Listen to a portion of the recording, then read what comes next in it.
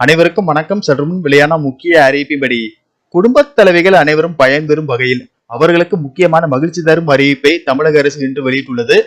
இதுல என்னென்ன அறிவிப்புகள் வெளியாகி உள்ளன என்பதை பற்றி நம்ம வீடியோல பார்க்க போறோம். சோ வீடியோவை ஸ்கிப் பண்ணாம பாருங்க. வீடியோக்குள்ள போறதுக்கு முன்னாடி இந்த வீடியோக்கு ஒரு லைக் பட்டனை பிரஸ் பண்ணிக்கோங்க. இப்பதான் நம்ம சேனலுக்கு ஃபர்ஸ்ட் டைம் வரீங்கன்னா சப்ஸ்கிரைப் பட்டனை பிரஸ் பண்ணிக்கோங்க. கூடவே பெல் ஐகான் பட்டனை பிரஸ் பண்ணிக்கோங்க. வாங்க வீடியோக்குள்ள போகலாம். தமிழகத்தில் பெண்களுக்கு தமிழக அரசு பல்வேறு நலத்திட்டங்களை செயல்படுத்தி வருகிறது. அந்த வகையில் கலைஞர் மகளிர் உரிமைத்தொகை திட்டம், புதுமை பெண் திட்டம், மகளிர் இலவச பேருந்து உள்ளிட்ட பல திட்டங்கள் சிறப்பாக செயல்பட்டு வருகின்றன.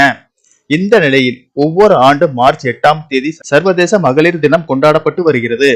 இதையொட்டி தமிழக அரசின் சார்பில் பெண்களுக்கான பல்வேறு நலத்திட்டங்களை முதலமைச்சர் மு.க.ஸ்டாலின் இன்று தொடங்கி வைத்தார். அதன்படி பிங்க் ஆட்டோ உள்பட பெண்களுக்கான பல்வேறு சிறப்பு திட்டங்கள் முதலமைச்சர் மு.க.ஸ்டாலின் சென்னையில் இன்று தொடங்கி வைத்தார். இந்த திட்டத்தின் கீழ் முதல் கட்டமாக 250 பெண் ஓட்டுநர்கள் தேர்வு செய்யப்பட்டு சென்னையில் பிங்க் ஆட்டோ சேவையை வழங்கினார். இவர்களுக்கு ஆட்டோக்கள் வாங்க 1 லட்சம் ரூபாய் வரை அரசு மானியம் வழங்கப்படுவது குறிப்பிடத்தக்கது.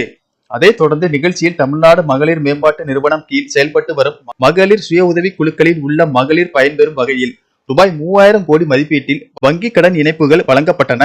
அதே போல் மகளிர் சுய உதவி குழு உறுப்பினர்களுக்கு அடையாள அட்டைகள், பல்வேறு துறைகளில் சாதனை படுத்த பெண்களுக்கு விருதுகள் உள்ளிட்டவற்றை வழங்கி முதலமைச்சர் மு.க.ஸ்டாலின் சிறப்பித்தார்.